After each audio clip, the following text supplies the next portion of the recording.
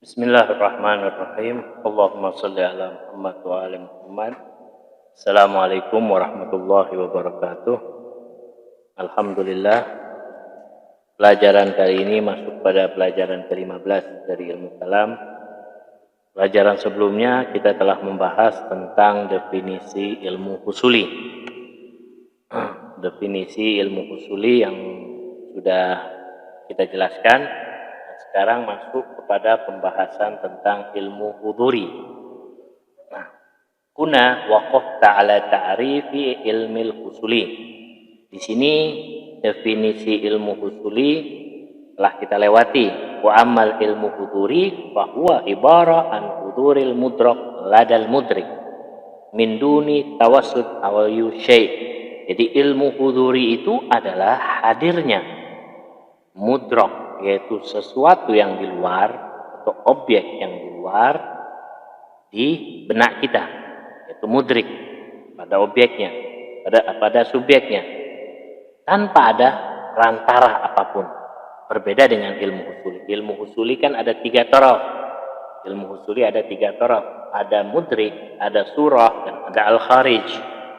Mudrik ada subjek, surah adalah penghubung antara sesuatu yang di luar dengan subjeknya, sehingga orang ini menjadi paham sesuatu tersebut. Nah, ilmu huduri di sini tidak demikian, tanpa ada tawassut, tanpa ada perantara. Hanya saja di dalam ilmu huduri dibagi menjadi 2 bagian. Perhatikan. Ma la yatawassat fihi bainal mudrik wal mudrak syai'un ma'a kaunil mudrak ghairal mudrak haqiqatan. Bahwa ilmu hudur yang bagian pertama tetap tidak ada perantara antara mudrik, yaitu subjek ana, dengan mudrok, sesuatu yang di luar objek, tanpa ada perantara. Yang mana mudrik itu mudrik ana sendiri, sedangkan mudrok adalah sesuatu yang lain. Secara hakikat dia berbeda. Dia sesuatu yang di luar adalah sendiri, ana adalah sendiri. Hanya saja ana ketika mengetahui sesuatu itu tanpa adanya tawassut, perantara. Itu yang disebut dengan ilmu huduri yang bagian pertama. Wa amma surah nafsuha fa'lumatun bidzat. Jadi sesuatu yang di luar yang ana ketahui itu adalah zatnya, hakikatnya. Wala yatawassatu bainaha wa bainal mudrik ayu syai'. Tanpa ada perantara sesuatu apapun antara ana sebagai mudrik, sebagai subjek, dengan sesuatu yang di luar. Jika ana mengetahui, tidak ada perantara apapun. Fa inda ittisalul insan bil kharid an tariqis surah zihniyah yajtami' hunaka ilman. Nah, di sini di dalam ilmu hudur yang kedua, ketika manusia itu berhubungan dengan sesuatu yang di luar, dengan adanya surah hakikat yang di luar dan ada di benak, maka di situ berkumpullah antara ilmu husuli dan ilmu huduri yang pertama. Husuliyun bi'tibari ilmihi bil huduri bil kharid, disebut karena husuli pada saat itu. Kenapa? Karena mengetahui hakikat sesuatu yang di luar itu, mudrok itu apa? Bi'tibil kharid, karena sesuatu itu ada di luar, disebabkan dia ada di luar. Antori ke surah, dari surah hakikat tersebut. Wa huduriyun, dan disebut ilmu huduri pada saat itu juga bi'tibar ilmihi binafsi surah. Kenapa? Karena ana mengetahui surah itu wa huduriha, dan surah yang hadir itu biwaqi'iyatiha, hakikat dari surah itu indal mudrik, pada anak, pada subjek itu. Wa bidzalik takif ala farq jauhari baina ilmain wa huwa annal ma'lum fil ilmi husuli ghairal hadiril ladal mudrik. Jadi kalau kita lihat perbedaan yang sangat jauh di antara 2 ilmu, yaitu ilmu husuli dan ilmu huduri, bahwa ilmu husuli itu sesuatunya tidak hadir ladal mudrik, pada subjek, yaitu pada anak, dengan tidak hadir hakikatnya. Wa fil huduri yakunu ma'luman, sedangkan pada ilmu huduri yang kedua ini hadir biwaqi'iyatihi, sesuatu yang di luar itu, mudrok itu hadir. Wa kasura ilmiyah zihniyah fa innaha biwaqiyati. Jadi dia hakikat sesuatu itu hadir di benak anak. Nah, itulah yang disebut dengan ilmu huduri, tapi di situ juga ada ilmu husuli. Nah, ini adalah ilmu huduri yang bagian pertama yang disebut juga dengan huduriyu as-sunaiyuha. Jadi ilmu huduri yang hanya mempunyai dua torof. Jadi ilmu husuli itu ada 3 torof tadi yang sudah Anda jelaskan. Ada mudrik, ada surah, ada al-kharid, pemudrok. Ya, subjek, surah, penghubung, dan objek. Nah, sedangkan ilmu huduri yang di situ juga ada ilmu husuli disebabkan karena mudrik subjek sendiri, mudrok atau objek sendiri. Tapi yang hadir objek ini di subjek itu adalah hakikatnya. Itu yang disebut dengan, kenapa disebut dengan ilmu huduri.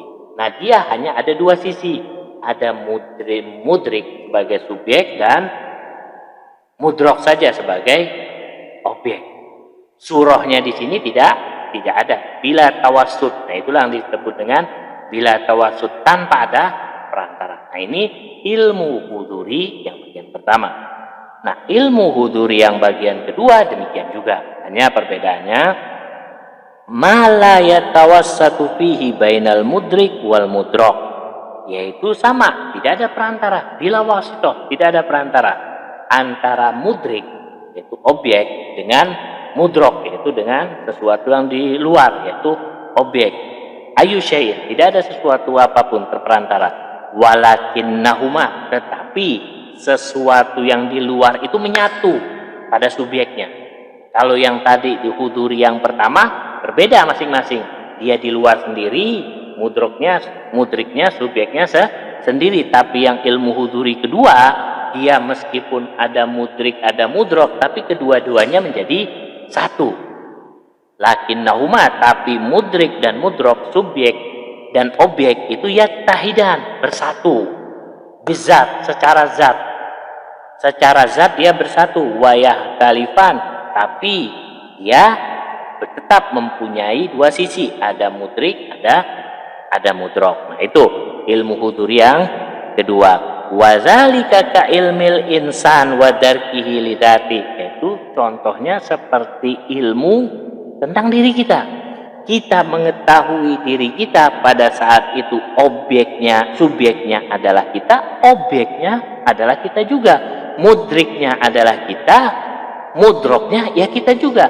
Maka itu disebut yattahidan, objek dan subjek bersatu, mudrik dan mudrok menjadi satu. Nah, ini ilmu huduri yang bagian kedua. Jadi inna waqiyata kulli insan hadiratan bi dzatihi ladai. Jadi apa? Bahwa hakikat dari manusia itu hadir pada dirinya. Bahwa hakikat manusia itu ada pada diri anak. Walaisat zatuhu ghaiba an nafsi, bukan hakikat manusia yang enggak ada. Ana terus hakikat manusia sendiri, tidak. Wa huwa yusyahid zatahu, bahwa ana menyaksikan zat ana musyahadatan aqliyah, ya secara akal ana. Wa yuhissu biha, dan ana merasakan bahwa diri ana ada ihsasan wujdanian, secara akal atau secara wujdani, melebihi dari akal.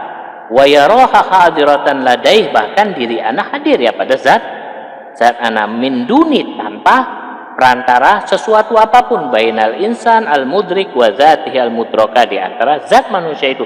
Apakah ana ketika ingin mengetahui zat ana butuh kepada sesuatu yang lain? Kan tidak. Zat ana adalah diri ana. Ana mengetahui diri ana disebabkan zat ana yang menyatu antara subjek dengan objek, atau antara mudrik dengan mudrok. Nah, ini adalah bagian kedua dari ilmu huduri. Yang mana ilmu yang kedua, ilmu huduri ini adalah menyatu antara objek dengan subjek, yattahidan. Kalau yang ilmu huduri yang pertama tadi tidak, berbeda, sendiri, hakikat sendiri, subjek sendiri atau objek sendiri, subjek sendiri, terpisah. Nah, yang kedua ini menyatu, antara subjek, objek menyatu menjadi satu. Seperti ya contohnya adalah manusia, zat manusia itu ketika kita ingin mengetahui diri kita dengan diri kita, bahwa hakikat kita adalah ada di dalam diri kita itu sendiri. Wa fi hadhil hala yasbah al-ilm ahadiyal atrab yadullu tunayuha fi tunafi tsani wa tulayuha fil awal. Nah, karena itu kalau ilmu huduri yang kedua ini disebut satu kesatuan, sedangkan yang ilmu huduri yang pertama tadi disebut dengan dua torof. Sedangkan ilmu husuli tadi adalah mempunyai tiga torof atau tiga sisi. Fal insan fi hadhil halah wal alim, maka pada ilmu huduri ini maka manusia fi hadhil pada kondisi ini wal alim, dia sebagai yang alim, wa huwal maklum, dan dia juga sebagai objeknya, dia sebagai subjek, dia sebagai objek juga, fi anin wahid, pada saat itu juga. Itu ilmu huduri. Yang kedua, wa inda izin yattahidan al mudrik wal mudrok, sehingga apa? Bahwa mudrik dan mudrok atau objek dengan subjek itu yattahid menjadi satu. Wa tasbah dzatul insan ilman, dan sehingga bahwa manusia itu mengetahui zatnya sendiri. Ana mengetahui zatnya ana sendiri dengan zatnya ana sendiri.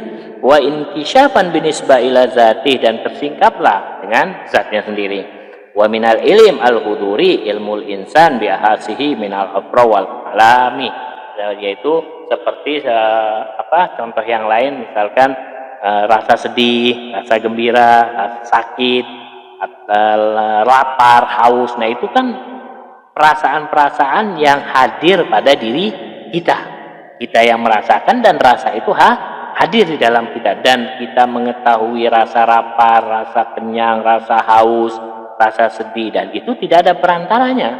Nah, objek atau rasa sakit, rasa senang dan lain sebagainya itu hadir di dalam diri kita. Itu yang disebut dengan ilmu huduri. Nah, contoh yang lain atau pembahasan yang lain tentang ilmu huduri atau ilmu husuli, di sini ana sedikit akan lebarkan. Nah, di kitab yang lain dikatakan di sini bahwa ilmu husuli itu bisa diperoleh melalui seperti membaca, mendengar, atau mempunyai hubungan, ada irtibat dengan sesuatu yang di luar. Jadi ilmu husuli wa huduri, ya, di sini ahaduhuma al ilmu husuli huwa ibara anil maklumat allati tahsulil insan min hilalil qira'ah aw istima' aw min hilali irtibatihi bil maklum al kharij abra ihdal hawas al khamsah. Jadi kita memperoleh ilmu husuli. Nah, Al-Fakir sedikit memperluas ilmu husuli, ya. Nanti ilmu huduri demikian juga. Yaitu dengan kita mengetahui ilmu husuli itu perantaranya dengan salah satu panca indera. Baik indera penglihatan, pendengaran, penciuman, peraba. Nah, itu merupakan sarana untuk kita mengetahui ilmu husuli. Wa qad yahsul ikhtilaf wa ishtibah fil ilmul husuli. Nah, dalam ilmu husuli ini bisa terjadi kesalahan karena kemampuan dari panca indera setiap orang itu berbeda-beda. Misalkan ketika ana memberikan sebuah materi di kelas, nah murid-murid atau tolabah-tolabah yang mendengarkan itu pasti akan memiliki kemampuan yang berbeda-beda menangkap dari materi pelajaran. Ada yang mungkin pendengarannya kurang, atau mungkin kekuatan akalnya, daya pikirnya kurang, pemahamannya dan lain sebagainya. Sehingga apa? Di situ nanti akan muncul, akan timbul adanya sebuah istibah atau otot kesalahan. Nah, ini kalau kita melihat dari sisi ilmu usuli. Limadza hasala hadzal istibah? Akan kenapa bisa ada istibah di sini? Pertama, tahtalif wasami'ah, bisa jadi pendengaran kekuatannya yang kurang, min syahsin, dari satu individu yang lain. Wasanian annal insan la yumkinu tarkis bi amrin ma'an fil istima' wal kitabah bisaklin mutawazi. bahwa tidak mungkin manusia itu di dalam satu kelompok bersama-sama ketika mendengarkan sebuah materi pelajaran akan mempunyai kesamaan di dalam pendengaran, di dalam penulisan atau di dalam ringkasan hasil dari pelajaran tersebut. Wa idrakatuna wa quwana mahduda. Kenapa? Kemampuannya itu berbeda-beda dan memiliki batasan-batasan. La yumkinuna an natajawaz al khususiyat wal hudud allati ladaina. Tidak mungkin kita itu memiliki kesamaan. Karena memiliki batasan kekhususan yang berbeda-beda. Fahal yumkinuka fi nafsil waqt alladhi tatawajjah bi syaklin tam ila kalamin muallim wa ustad, maka an tatawajjah wa hal hadhihi ila kitabah bihais taktub kullama tashma' bi syaklin kamil. Apakah bisa setiap dari individu atau tolabah-tolabah yang ada di kelas itu menulis dengan bentuk yang sama, dengan hasil yang sama setelah guru atau ustadz itu menyampaikan materi? Kan tidak.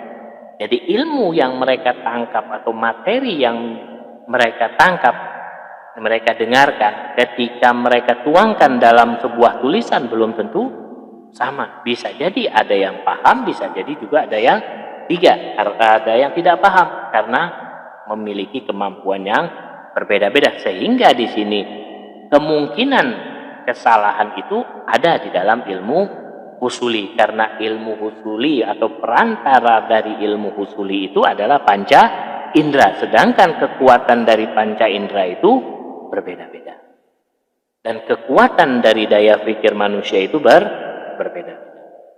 Itu ilmu husuli. Nah, sekarang ilmu huduri bagaimana? Ilmu huduri itu di dalam penjelasan di kitab ini, yaitu di dalam ananukil dari pelajaran yang lain, yaitu huwa ittihadu nafsil insan bil ma'lum bitilkal al haqiqah al kharijiyah. Nah, sebelumnya kan di dalam kitab ilahiyat ini, di dalam kitab ilahiyat ya, bahwa ilmu huduri dibagi dua ya. Ilmu huduri yang dua sisi, dua torof, ilmu huduri yang satu torof tapi dia menyatu, dua tapi dia menjadi satu kesatuan. Itu dalam ilahiyat. Dua torof yang berbeda. Yang pertama ilmu hudurinya, yang kedua adalah dia dua torof tapi menjadi satu. Nah, itu di dalam kitab ilahiyat. Nah, di sini dikatakan ilmu huduri ittihad nafsil insan bil ma'lum wa bitilkal haqiqah al kharijiyah, yaitu menyatunya sesuatu bil maklum, sesuatu yang di luar, yaitu hakikat yang di luar, fayasiru ma'aha amron wahidan, hingga menjadi sesuatu yang satu, sesuatu yang di luar lalu menjadi satu pada dirinya. Liza indama qala Majnun, karena itu pada kisah ya Laila Majnun, ketika Majnun mengatakan bahwa kami ini adalah satu ruh, kami ini adalah satu ruh, bahwa Laila itu adalah Majnun, Majnun itu adalah Laila, bahwa Laila ada di dalam dirinya Majnun. Nah, ini adalah sebuah gambaran. Jadi kisah Laila Majnun itu menggambarkan sebuah rasa cinta yang mana itu adalah satu kesatuan. Bukan berarti Majnun itu adalah sendiri, Laila itu sendiri, tidak demikian. Nah, ini kalau kita lihat pada cerita-cerita yang ada pada Laila Majnun. Di sini dikatakan indama yanzur Majnun Laila ila nafsih, ketika Majnun itu melihat pada dirinya Laila, la yara anna wujuda Laila muqabil wujudih, bukan berarti Laila ada di depannya, bukan berarti Laila itu ada di depannya atau dia ada di luar. Bal yara Laila fi qalbi, bahkan Laila itu ada di dalam dirinya, wa fi sirri wa nafsi, bahkan di dalam ada di lubuk hatinya. Fala yazhab liyabhas anha hunahu wa hunak, enggak perlu lagi. Jadi itu adalah sesuatu yang ini sendiri itu sendiri. Bal wujuduhu sara muttahidan ma'atil kal haqiqah al kharijiyah, bahwa wujudnya Laila dan Majnun itu adalah wujud yang satu, wujud yang satu. Hadza huwal ilm huduri, dan ini adalah ilmu huduri. Wa hadzal ilm huduri la khata', tidak ada kesalahan. Nah, kalau kita lihat pada kisah Nabiullah Khidir, Nabi contohkan pada kisah Nabiullah Khidir ya, tentang ilmu dari Nabiullah Khidir, yang mana kita mengetahui bahwa kisah Nabi Khidir dan Nabi Musa alaihissalam sebuah kisah yang menarik dan sebuah kisah yang penuh tanda tanya dari kedua nabi, yang masing-masing kedua perbuatan yang masing-masing itu satu adalah nabi ulul azmi, satu adalah nabi yang mana nabi yang sampai sekarang pun masih ada, yaitu Nabiullah Khidir. Fa kullu minhuma kana lahu sya'an kabir. Dua-duanya mempunyai kewajiban, mempunyai tugas. Dan Nabi Musa ladahi ma'ajiz. Nah, kalau kita lihat Nabi Musa memiliki mukjizat. Mukjizatnya banyak, seperti salah satunya adalah tongkat yang berubah menjadi ular, seperti tongkat Nabi Musa, tongkatnya juga bisa membelah lautan yang menenggelamkan Firaun dengan tentara-tentaranya, dan mukjizat-mukjizat yang lain. Dan dia juga adalah seorang nabi yang ditugaskan untuk membawa surat atau kitab, dan dia juga di sahibus syariat ya, pada zamannya pemegang syariat. Nah, dia di sini hadza wal hal annal Khidir kana yakum bi amalin ghairu adiyah wa ghairu muta'arifah. Sedangkan perbuatan Nabi Khidir berbeda dengan perbuatan Nabi Musa. Bagaimana perbuatan berbeda dalam sisi perbuatan?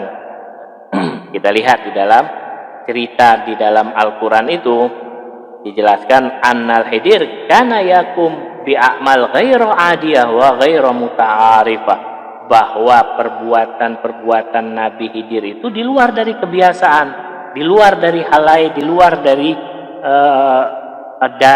di luar dari akal sehat manusia.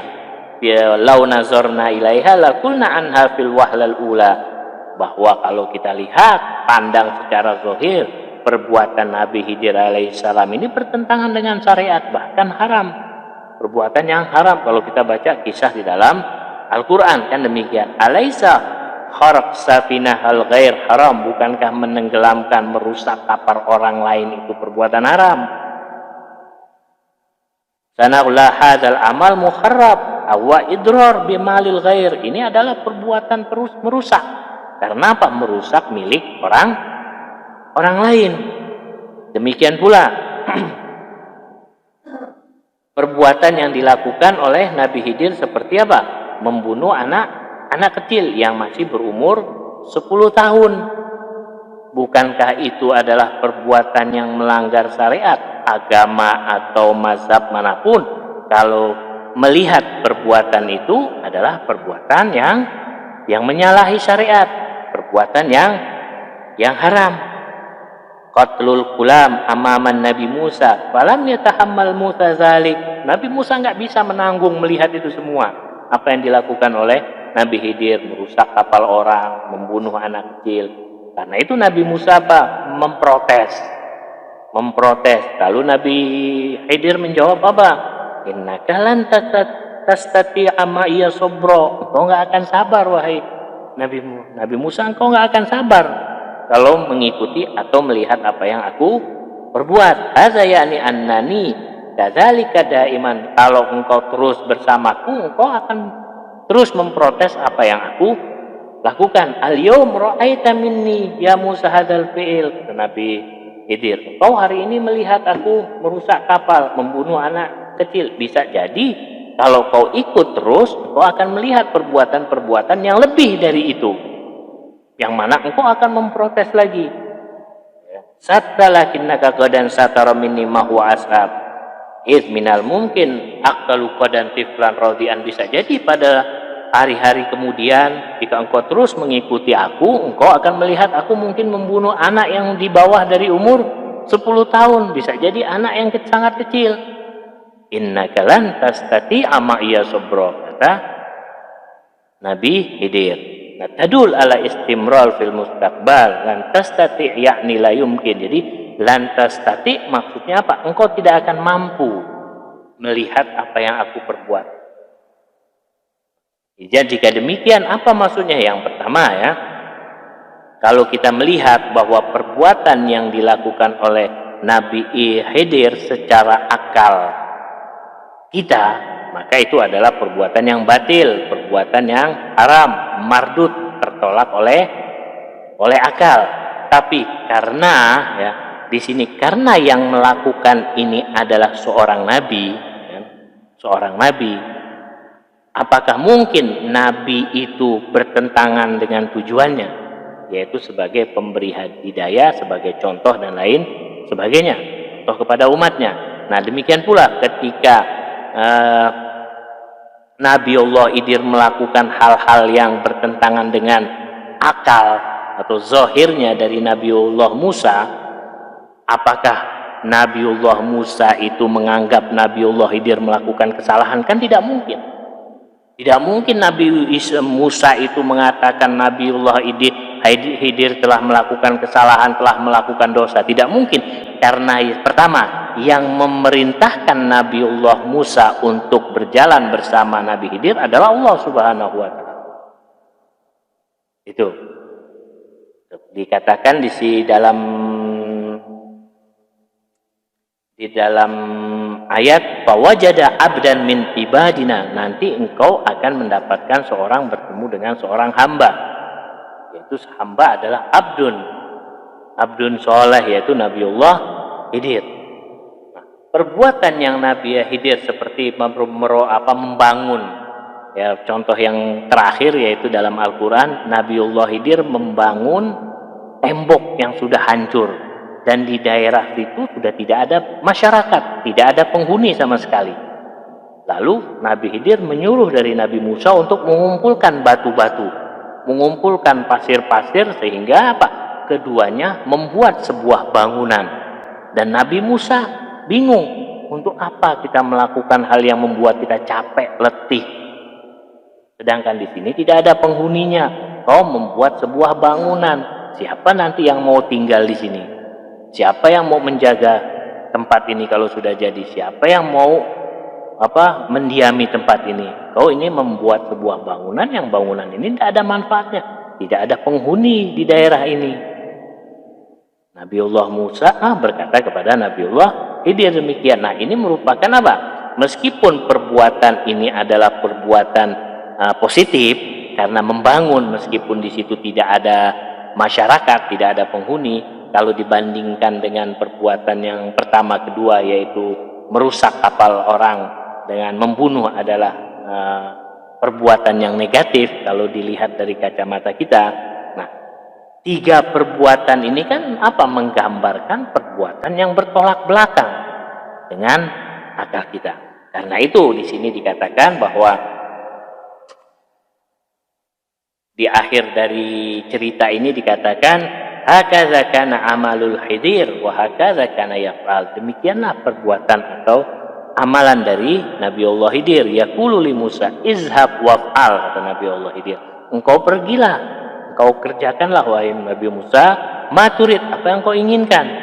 Faqad anzalallahu alaikal kitab asy-syari'ah wa ataita bidinin wa jadid. Engkau telah Allah berikan kitab dan syariat, dan engkau juga telah membawa agama yang baru. Fazhab wakum bi amalik, kata Nabi Khidir. Pergilah dan kau lakukan perbuatanmu. Wa nahnu nazhab wa nakum bi amalina. Sedangkan aku, yaitu Nabi Khidir, aku akan pergi dan mengerjakan sesuai dengan perbuatanku, amalanku. Fala yumkinuna an nuwafiq baina hatain muhammatain. Tidak mungkin kita bisa bertemu di dalam hal seperti ini. Fa hadza yaqulil Khidir maza hadzal amal. Dan inilah apa yang telah dikatakan oleh Nabi Khidir. Wal wazaka yakullahu izhab wa kum bi alamalik wal annahu la yumkin li Musa an yakulil Khidir anta mustabi wa mukhti.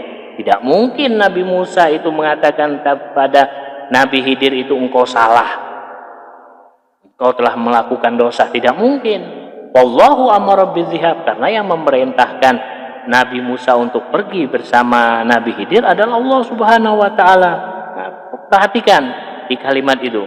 Jadi wajada abdan pada ayat itu. Wajada abdan min ibadi. Jadi Nabi Musa kalimat di ayat itu menggunakan kata abdan, bahwa abdan di sini diartikan qad wasala ila maqamil ubudiyah, bahwa Nabi Khidir telah sampai kepada maqam ubudiyah, wa hadzal abd yakumu bi a'malin la tansaji ma'al akal, yang mana kalau seseorang sudah sampai kepada makom ubudiyah, maka perbuatan atau amalan-amalannya itu tidak akan bisa diterima oleh akal. Akal tidak mampu untuk menjangkaunya. Wa huwa yaqtul wa yuharrib wa yabni duna jadwa, dia membunuh atau merusak dan membangun bangunan yang tidak ada manfaatnya.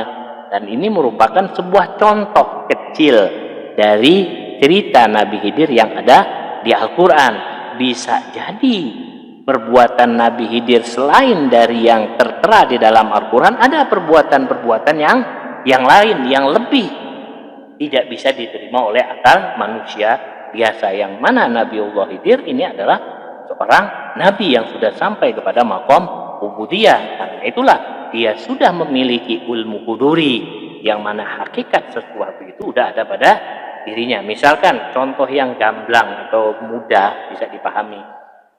Kalau kita melihat ya perbuatan anak kecil ya, anak melihat perbuatan anak kecil, dia main sesuatu, kalau kita lihat itu nggak ada manfaatnya.